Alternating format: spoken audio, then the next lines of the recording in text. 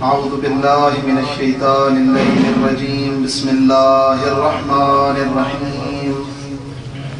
الحمد لله رب العالمين بارئ الخلائق أجمعين، والصلاة والسلام على أشرف الأنبياء والمرسلين أبي القاسم المصطفى محمد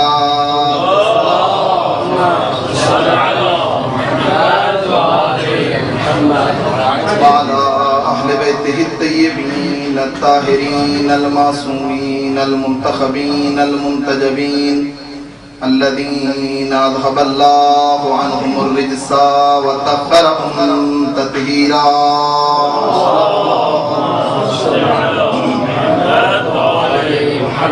ولعنة الله على أعدائهم أجمعين من الآن إلى قيام يوم الدين.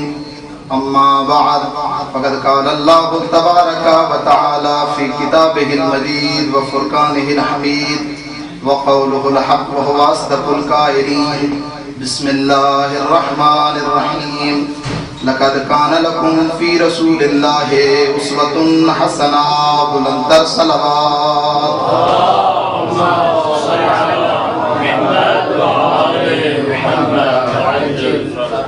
خالق کائنات مہربان پروردگار کی بارگاہ میں شکر گزار ہیں جس مہربان اور کریم اللہ نے ہمیں امام ہشتم، امام رؤوف، امام مہربان کی پاک بارگاہ میں اس کے جد اطہر سید الرسل افضل الانبیاء سرور کائنات نبی مرسل اعظم اور امام صادق علیہ السلام کے اس میلاد کو منانے کا شرف عطا کیا. میں سب سے پہلے اپنے وقت کے امام مولا و آقا کی بارگاہ میں ان کے جد اطہر نبی مکرم اسلام اور امام صادق علیہ السلام کی اس میلاد کی شب کے عنوان سے رہبر معظم انقلاب، علماء، صلحاء، مراجعین اور اسی طرح آپ تمام دوستان، طلاب اور زائرین کی خدمت میں ہدیہ تبریک و تہنیت پیش کرتا ہوں، اس دعا کے ساتھ کہ خالق کائنات ہم سب کو محمد و آل محمد کی ان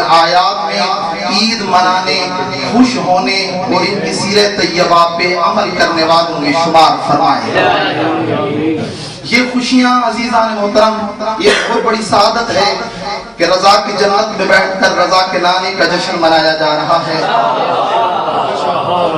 یہ وہ جشن ہیں، یہ وہ آیات ہیں جہاں پڑھنے والا، میں روایات دیکھ رہا تھا، پڑھنے والا، سننے والا، لکھنے والا، چل کے آنے والا، نیاز میں حصہ لینے والا، ہر ایک کا اجر خالق کائنات کی بارگاہ میں عرش الہی پہ محفوظ ہے. کوئی چیز کسی کی رائے نہیں جا رہی. کسی نے بھی جس انداز سے اپنی ولادت اور اپنی طہارت کا انداز اور اپنی اس خالق کائنات کی بارگاہ میں اس خاندان سے محبت کا اظہار کیا ہے، خالق کائنات اسے اجر عطا فرمائے گا. شاعر آیا ہے عجیب، ابھی تو 3 منٹ پہلے ایک شاعر پڑھ رہے تھے، قصیدہ خان پڑھ رہے تھے. یقین فرمائیں جہاں خود قصیدے کا پڑھنا، ان آیام میں خوش ہونا، خوش کرنا، لوگوں کو شیرینی کھلانا، نظر و نیاز کھلانا، جہاں یہ خود ایک اجر کا حامل ہے، وہاں اہل بیت علیہ السلام اس کا عظیم اجر عطا کرتے ہیں. راوی کہتا ہے کہ ایک شاعر آیا امیر المومنین کی بارگاہ میں، مولا کے حرم میں کھڑے ہو کر اس نے قصیدہ پڑھا. قصیدہ پڑھنے کے بعد یہ کہتا ہے میں گیا اور سو گیا. رات کو میرے خواب میں امیر المومنین آئے اور مجھ سے کہا کہ اے شعر پڑھنے والے، اے میری مد میں، رسول اعظم کی مد میں کلام پڑھنے والے، تیرے مجھ پہ 2 حق ہیں. آج کیونکہ امام رضا کی بارگاہ ہے، ہم میں سے جو بھی پڑھ رہا ہے، جو بھی پڑھوا رہا ہے، جو بھی سن رہا ہے، سب کے سب مہمان ہیں علی ابن موسیٰ رضا کے. خوشی ہے مولا کے گھر میں، سب نے عید لینی ہے علی ابن موسیٰ رضا سے. اور یہ وہ گھر ہے جو کسی کو خالی نہیں لوٹاتا، کیونکہ اسی کے باپ، اسی کے دادا امیر المومنین نے اس شاعر سے کہا تیرے مجھ پہ 2 حق ہیں. پہلا حق یہ کہ تم میرا مہمان ہے، دوسرا حق یہ کہ تم نے میری شان میں پڑے ہیں شعر. اب میں تجھے عاجر کروں گا ادا. کہا مولا کیسا عاجر؟ کہا بصرہ میں رہتا ہے ایک شخص تاجر، چند دن پہلے اس کی کشتی آ گئی تھی بھمر میں. جب بھمر میں آئی تھی اس نے کہا تھا اے یوشع کو بھیج میری کشتی کو بھمر سے نکالے، اگر وہ نکال دے گا میں 50,000 دینار اس کی بارگاہ میں ہدیہ کروں گا۔ جا اس تاجر سے کہے علی نے تیری کشتی نکالی تھی، وہ 50,000 دینار جو میں نے شعر پڑھا ہے علی نے حاضر عطا کیا۔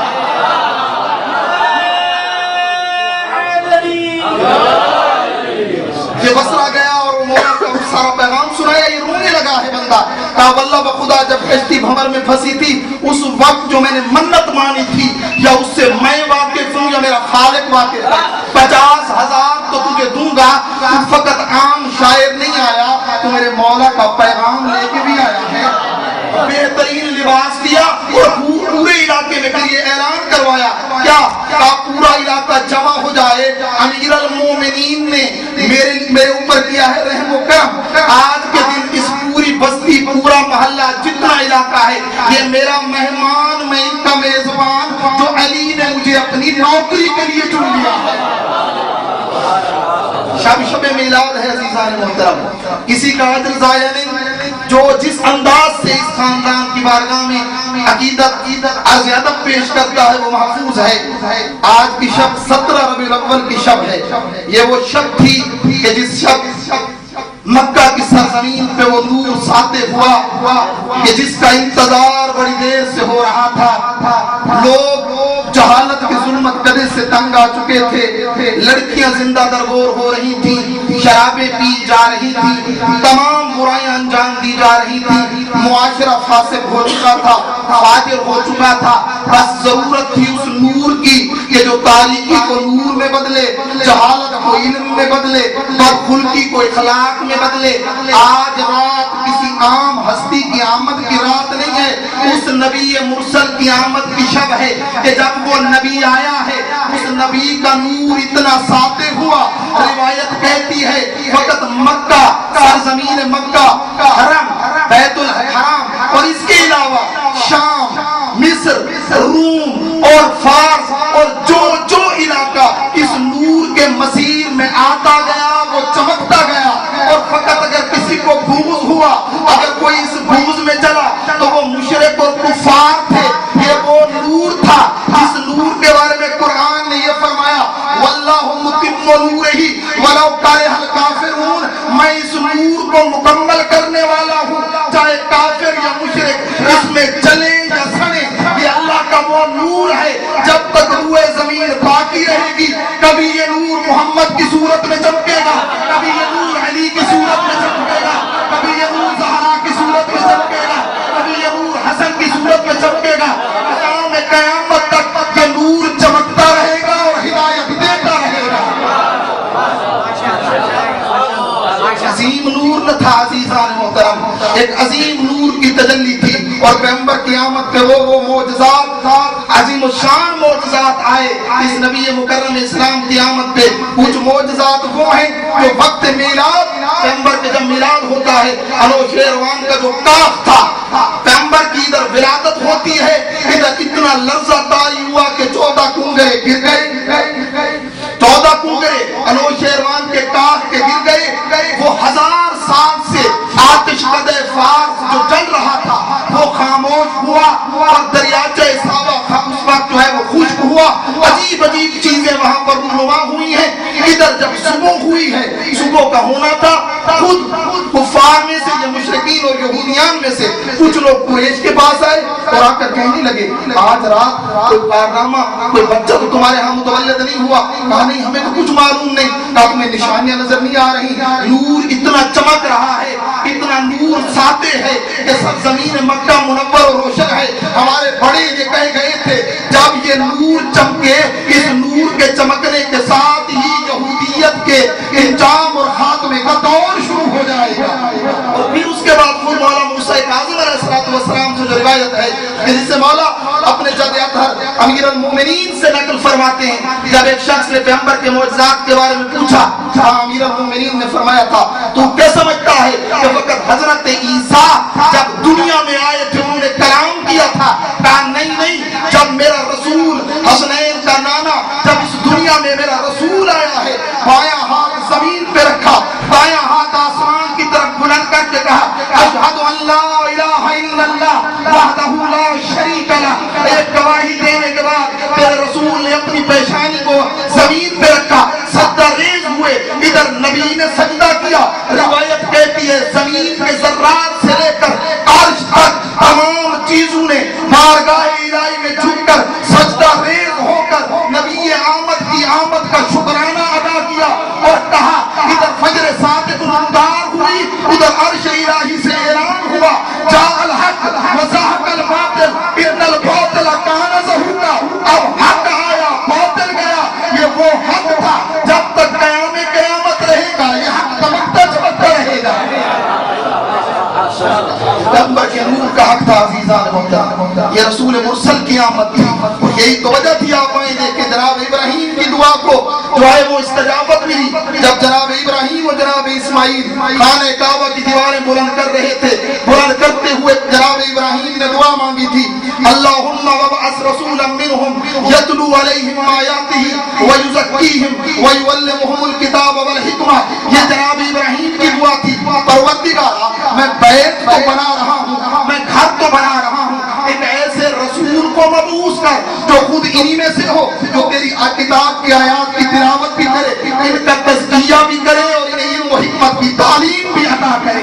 اور پھر ادھر جناب عیسیٰ نے خود ایک تحقیق کی، اور جناب عیسیٰ نے اپنی کتاب میں خود یوں دعا مانگی۔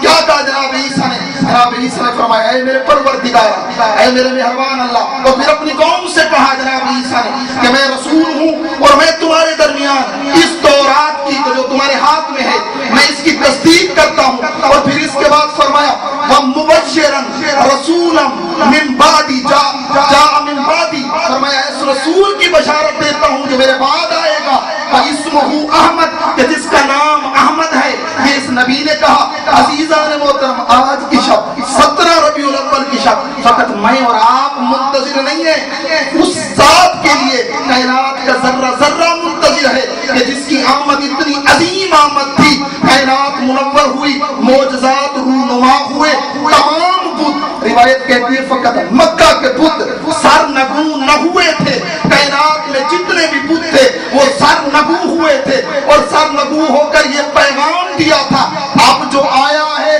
وہ خود بھی مواحد اور توحید پرست ہے اور تمام بتوں کو توڑنے والا آ رہا ہے۔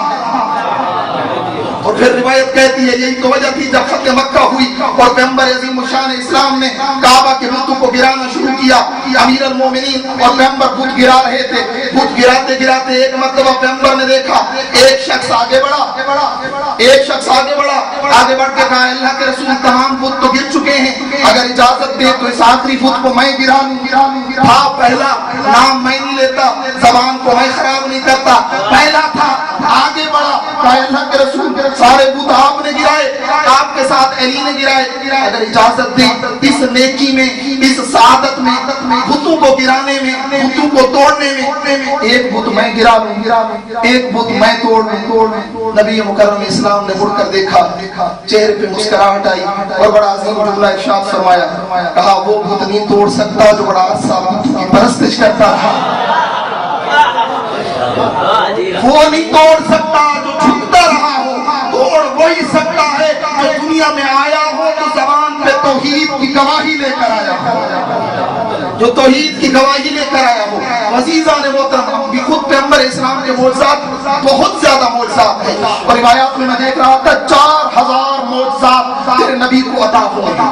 سنگریزوں کا ہاتھ پہ بولنا، درختوں کا جھک کے سلام کرنا، سورج کا 2 ٹکڑوں میں تبدیل ہو جانا، چاند کا سورج کا پلٹنا، چاند کا 2 ٹکڑوں میں تبدیل ہو جانا، اور اس کے علاوہ متعدد معجزات، کنویں سے پانی کا نکل آنا، خود بکریوں کا، حیوانوں کا دودھ جو نہیں دے رہی تھی ان کا دودھ دے دینا، اور متعدد معجزات تیرے نبی کے ہیں۔ یہ سارے معجزات ایک طرف، ایک معجزہ تیرے نبی کو عطا ہوا ہے، آدم سے لے کر عیسیٰ تک کسی نبی کو عطا نہیں ہوا۔ موسیٰ کو معجزہ ملا تھا، کون سا معجزہ تھا جناب موسیٰ کا؟ ید بیضا کا، عصائے موسیٰ کا، یہ معجزہ جناب عیسیٰ کو معجزہ عطا ہوا کہ وہ اندھوں کو شفا دیتے تھے، جو برس و جزام کے مریض ہوتے تھے انہیں شفا دیتے تھے، مردوں کو زندہ کر دیتے تھے۔ جناب ابراہیم کا اپنا معجزہ، جناب داؤد لوح کو موم کر دیتے تھے، جناب سلیمان مسخر کر دیتے تھے تمام چیزوں کو، حیوانات، جن، تمام چیزیں مسخر تھی جناب سلیمان کے سامنے۔ لیکن آپ آئیں غور کریں، ان تمام زمانے کے ساتھ تھے. جب تک موسیٰ تھے ید بیضا بھی تھا, عصا بھی تھا. موسیٰ دنیا سے گئے, معجزہ ختم. جناب موسیٰ کا معجزہ زمان اور مکان کے ساتھ محدود تھا. جناب عیسیٰ تھے, مردوں کو زندہ بھی کرتے تھے, بیماروں کو شفا بھی دیتے تھے.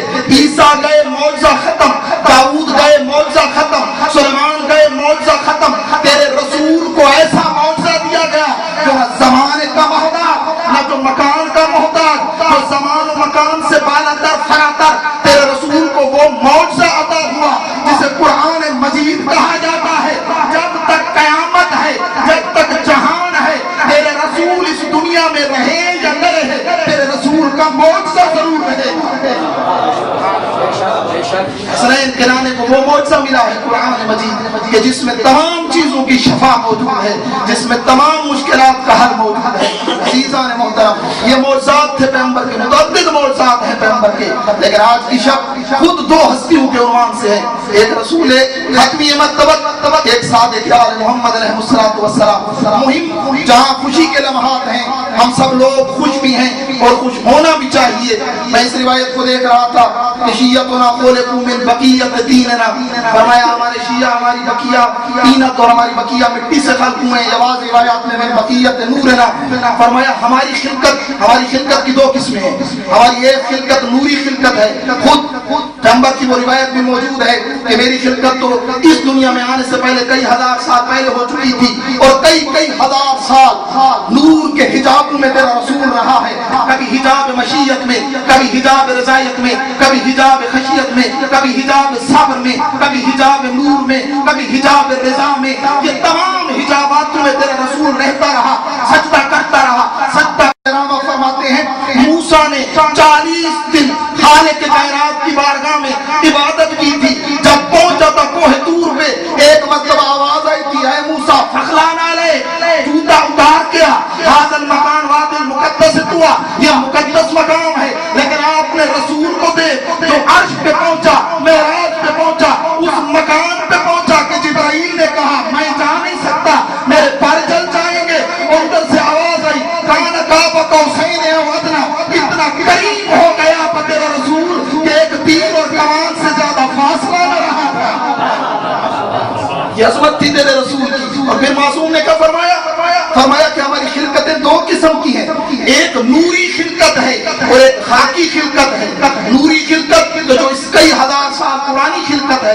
خاکی خلقت ضرور ہے کہ اس میں ہم نے لوگوں کی ہدایت کرنی ہے, ہدایت بشریت کرنی ہے. اور پھر فرمایا ہماری اس خاکی خلقت میں بھی عام لوگوں سے یہ خلقت ہٹ کر ہے. فرمایا ہماری خلقت کی جو مٹیاں لی گئی ہیں, ہم ایک مٹی سے خلق نہیں ہوئے ہیں, ہم 4 مٹیوں سے خلق ہوئے, 4 مٹیوں کو اٹھایا گیا. فرمایا ہماری 14 کی خلقت میں پہلی چیز کہ جہاں سے مٹی کو لیا گیا کہ پہلی زمین بیت المقدس کی سرزمین, پھر مکہ کی سرزمین, پھر مسجد کوفہ کی سرزمین, پھر چوتھی خلقت ہماری مٹی میں کربلا کی مٹی کو لے کر ان 4 مٹیوں کو جمع کیا, تب ہماری خاکی خلقت مکمل ہوگی. اور پھر فرمایا ہماری خلقت, ہمارے شیعہ ہماری باقی پٹی ہوئی مٹی سے خلق ہوئے ہیں. فرمایا یحزن لحزننا ویفرح لفرحنا, وہ ہماری مصیبت میں غمزدہ ہوتے ہیں, ہماری خوشی میں خوش ہوتے ہیں. عزیزان محترم, یہ خلقت ہے ہی ایسی. 2 جملے عرض کروں گا. شب میلاد ہے, خوش ہونے کا اپنی جزا اپنا ثواب, لیکن 2 جملے میرے اور آپ کے لیے. یہ نبی کہ جس نبی نے اتنی مشکلات برداشت کی, وہ نبی جس نے اتنی زحمات برداشت کی, آئیں دیکھیں اس نبی کی سیرت طیبہ میرے اور آپ کے لیے کون سا پیغام لے کر آتی ہے. 2 جاذبے پیغمبر کی زندگی میں اتنے عظیم تھے عزیزان محترم کہ جن 2 جاذبوں نے کائنات کو پیغمبر کے در پہ جھکا دیا تھا. پیغمبر جہاں خلقت نوری تھی, پیغمبر نے اپنے نور کے ذریعے سے لوگوں کو در پہ نہیں جھکایا تھا. اور یہ وہ پیغمبر تھے کہ جس میں خود معجزات پیغمبر کے بارے میں بھی علماء نے بحث کی ہے کہ پیغمبر ہر بات پہ معجزہ نہیں دکھاتے تھے, کیونکہ پیغمبر کا دین کامل تھا, رسالت مکمل ہو چکی تھی, نہ اس کے بعد کوئی نبی آنا تھا, نہ وہ معجزوں کا سلسلہ شروع ہونا تھا. پیغمبر نے ختمی مرتبت, ختمی نبوت, ختمی رسالت کی مہر لگ چکی تھی. عزیزان محترم, ادھر پیغمبر کی سیرت طیبہ کی طرف نگاہ کریں. ٹوٹل حیات طیبہ تیرے رسول کی, وہ رسول کہ جس کی خلقت تمام خلقتوں سے ہٹ کر, جس کا وجود تمام وجودوں سے ہٹ کر, جس کا نور تمام نوروں سے ہٹ کر, جس کی تمام عظمتیں تمام چیزوں سے ہٹ کر ہیں. آئے اس نبی کو دیکھیں جب بارگاہ احدیت میں وہ رسول آتا ہے، مقام بندگی اور عبادت کو دیکھیں تو اس جیسا کوئی عبادت گزار نہیں، مقام صبر دیکھیں تو اس جیسا کوئی صابر نہیں، مقام رضا دیکھیں تو اس جیسا کوئی راضی نہیں، تمام چیزوں میں تیرا رسول اسوہ ہے۔ تو یہی جو قرآن مجید کی آیت ہے، لقد کان لکم فی رسول اللہ اسوۃ حسنہ، کہ بے شک تمہارے درمیان رسول کی سیرت بہترین نمونہ عمل ہے۔ یعنی دیکھیں کس کس چیز میں رسول ہمارے لیے نمونہ عمل ہے، اور وہاں نے کتابیں لکھی ہیں، کفار نے حتیٰ کتابیں لکھی۔ کون سا جاذبہ تھا تیرے رسول کا؟ سب سے عظیم جاذبہ جو تیرے رسول کا تھا کہ جس نے بدترین دشمن کو بھی تیرے رسول کے در پہ جھکایا ہے، وہ تیرے رسول کا اخلاق حسن تھا، خلق عظیم تھا تیرے پیغمبر کا۔ میں نے چند پوائنٹ نوٹ کیے جو میں چاہتا تھا میں آپ کے درمیان ان کو بیان کروں۔ اس سے زیادہ چیزوں کو علماء نے لکھا ہے، ڈیٹیل کے ساتھ لکھا ہے کہ رسول کن کی نظمتوں کے مالک تھے۔ پہلی چیز فرمایا بردبار ترین، عادل ترین، پاک دامن ترین، عالم ترین، معاف کرنے والا، اور پیغمبر کی سیرت تھی یہ۔ کبھی پیغمبر اپنی جیب میں درہم و دینار نہیں رکھتے تھے، دن میں آئے رات تک پیغمبر جب تک درہم و دینار جیب میں ہوتے تھے، روایت کہتی پیغمبر گھر میں نہیں جاتے تھے، کسی نہ کسی کو ڈھونڈتے تھے جسے عطا کر دیتے تھے۔ یہ عطا کا سلسلہ پیغمبر کا ایسا تھا، اور روایت کہتی ہے تیرے رسول نے اپنی پوری زندگی میں کسی کو نا امید نہیں کیا، جو در پہ آیا ہے امید پا کے گیا ہے، کسی کو نا امید نہیں کیا، جس سے جو وعدہ کیا اس کو پورا کیا۔ ہم تو آج کی شب تیرے اور میرے لیے یہ ہے کہ ہم آئیں دیکھیں میرے اور تیرے لیے ہمارے رسول کی سیرت کیا ہے، کردار کیا ہے، ہم کیسے اس کو اپنے اندر اپنائیں۔ ہمیں دیکھیں اگر رسول کی سیرت پہ کسی نے عمل کیا ہے، اللہ کا خدا آج کی شب کی عظمت اور عزت کی قسم، امیر المومنین کی ذات پیغمبر کے بعد ایک عظیم جملہ ملتا ہے امیر المومنین کا۔ فرمایا کہ امیر المومنین فرمایا میں نے پلک جھپکنے جتنا، پلک جھپکن جھپکنا کتنی ہوتی ہے پلک جھپکن، میں نے پلک جھپکنے جتنا اللہ اور اس کے رسول کی اطاعت میں کمی نہیں کی۔ اور پھر آگے چل کے کیا فرمایا امیر المومنین نے؟ فرمایا مجھ علی کو یہ پسند ہے کہ میں خاردار ایک بوٹی ہوتی ہے جو صحرا میں اگتی ہے، امیر المومنین نے اس کا نام لیا ہے روایت میں، فرمایا میں اس بوٹی کے اوپر کہ جس کے کانٹے اور خاریں اگی ہوئی ہوتی ہیں، فرمایا میں علی پسند کرتا ہوں میں پوری رات اس پہ سو جاؤں لیکن ایک لحظہ رسول کی نافرمانی نہ کروں، ایک لحظہ رسول کی نافرمانی نہ کروں۔ خود اوصاف پیغمبر میں اور آداب رسالت کی بارگاہ میں دو چیزیں جو ابتدائی طور پر ذکر کی ہیں، پہلی اطاعت رسول ہے، دوسرا احترام رسول ہے۔ اطاعت رسول میں کسی چیز کی کمی نہیں آنی چاہیے، خدا نے رسول کی اطاعت کو اپنی اطاعت کا ہم پلہ کرا دیا۔ احترام رسول میں بھی یہی چیز ہے، جس چیز کا رسول حکم دے اور تم اگر سرپیچی کرتے ہو یہ بے ادبی ہے، بے احترامی ہے پیغمبر کی بارگاہ میں۔ تو کیا فرمایا درہم و دینار کبھی جیب میں نہیں رکھتے تھے۔ اس کے بعد تیرے رسول کی یہ عظمت تھی، اپنا کام آپ کرتے تھے، کبھی کسی کو حکم نہیں دیا، کبھی کسی کو نہیں کہا میرا کام تم کر دو۔ لوگوں نے دیکھا کپڑوں کو خود پیغمبر کپڑوں کو پیمن لگا رہے تھے، اپنے جوتوں کو پیمن لگا رہے تھے، کہا ہے اللہ کے رسول، کہا نہیں خالق ہے۔ اتنا عظیم جملہ پیغمبر نے ارشاد فرمایا، شاید کہتے جب میں نے کہا نا مولا کوئی کام ہمیں بتا دیا کرے، پیغمبر نے یہ فرمایا، کہا نہیں رسول آتا ہے امت کا بوجھ اٹھانے نہ دینے۔ سبحان اللہ۔ عزیزان محترم یہ جملہ آپ کو دے رہا ہوں جو وارثان علوم انبیاء ہیں، جو وارثان انبیاء ہیں، پیغمبر نے کہا جملہ ارشاد فرمایا کہ رسول آتا ہے امت کا بوجھ اٹھانے نہ دینے، میں نہیں دوں گا تمہیں۔ اور پھر پیغمبر کی پوری کوشش ہوتی تھی لوگ ان کے کام کر دیں۔ اور پھر اس کے بعد فرمایا جب بھی کسی نے پیغمبر کو دعوت دی، چاہے آزاد تھا چاہے غلام تھا، پیغمبر نے دعوت کو قبول کیا۔ اگر کسی نے سوال کیا پیغمبر نے جواب دیا۔ رضا تو ناراضگی خدا کے لیے ہوتی تھی پیغمبر کی، کبھی ایسا نہیں تھا کہ پیغمبر اپنی وجہ سے ناراض ہو گئے۔ اور تین چیزوں کو کتاب والے نے بڑا ہائی لائٹ کر کے لکھا ہے، کہا کھانے میں، پینے میں، اوڑھنے میں، بچھونے میں، پہننے میں کبھی بھی پیغمبر کسی سے ناراض نہیں ہوئے تھے۔ جو مل جاتا کھا لیتے، جو مل جاتا پی لیتے، جو جیسا لباس حاضر ہو جاتا پہن لیتے۔ کبھی پیغمبر نے ایسا نہیں ہوا۔ پیغمبر کی تمام ازدواج کہتی ہیں پیغمبر گھر میں آئے، کچھ تھا یا نہیں تھا، پیغمبر کبھی ناراض نہیں ہوا۔ کھانے پینے کے معاملات میں کبھی پیغمبر نے کہا نہیں انسان کی خلقت اور عظمت اس سے کہیں بڑھ کر ہے، انسان کا وجود اس سے کہیں بڑھ کر ہے۔ اور پھر اس کے بعد فرمایا کبھی مشرک سے مدد نہیں لی، ہمیشہ حق کا ساتھ دیا، تکبر نہیں کیا، جو غذا ملی کھا لی۔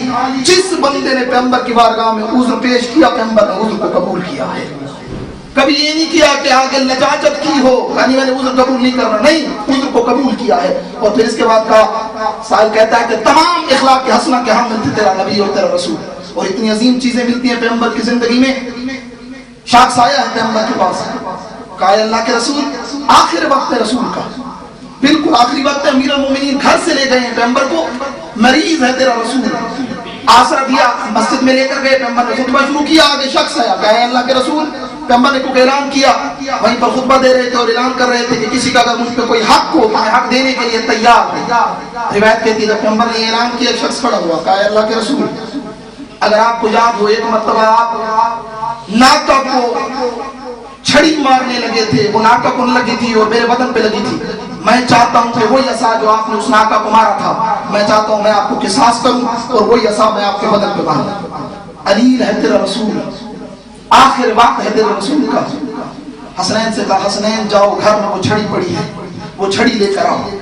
اب حسنین گئے، جب گھر جناب سیدہ موجود ہیں، شہزادے آئے گھر میں، کہا اماں نانا وہ چھڑی مانگ رہے ہیں، کہا چھڑی جب سفر پہ جاتے تھے پیغمبر ساتھ لے کے جاتے تھے، میرے بابا کی تو یہ حالت نہیں ہے کہ وہ سفر پہ جائیں، وہ چھڑی لے کر کہاں جائیں گے؟